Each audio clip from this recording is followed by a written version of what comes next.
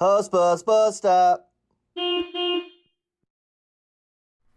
JP Hussey here, owner of the Hussey Team Mortgage Advisors, with this week's Hussbus bus stop. Beautiful fall weather in the Philly area, but I digress. So, the mortgage industry, real estate industry, it can be super chaotic, fast-paced. People don't know what's going on half the time. A lot of acronyms, right? Like CTC, clear to close. TBD, to be determined. We know that one. OMG, oh my God, what the hell's happening, right? But anyway, very fast-paced, chaotic. And there's always little things within the mortgage industry that you want to know yourself just to be a little bit dangerous, okay?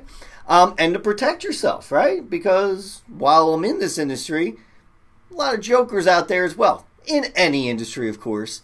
But you just want to protect yourself a bit. So today, I want to talk about why, if you've bought a home or if you refinanced, you may have seen that if you closed in, let's say, October, okay, in most cases, and this is something more we can talk about, in most cases, your first payment's not going to be until December, all right? I'm going to do air quotes here. You always skip, really defer, the month after you close, okay? Now, this can be a very good tool with refinancing, right? If you have to bring some money to the table, let's say, you know you're not going to have a payment for a month or sometimes two. Got to be careful there, all right? Because if you close it early in the month, maybe you just don't make that payment, things like that, right?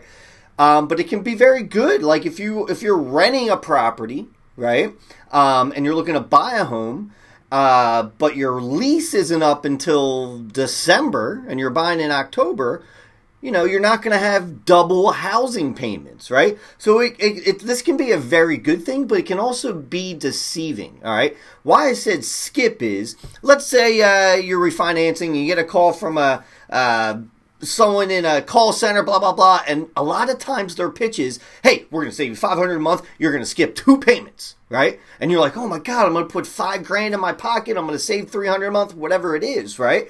But you want to know is you're not really skipping payments, all right? You are deferring them, all right? That's because mortgages, unlike other loans, are paid in the arrears, all right? The back end. Basically, you are paying, when you pay your mortgage payment, you're paying for the previous month, right? Hence why you don't have a payment for a month, all right? So basically, the interest has occurred, whatever it is, right? And then you're paying it later, all right? So you're paid in the arrears. The reason I'm saying this is, and why it's called deferring, is if you ever looked at your mortgage balance statement, right? The principal balance, let's say it's $200,000. That's that principal balance. But then when you order a payoff, all right, that payoff, which is the real true number, right, that has to get paid off, right, is always usually higher.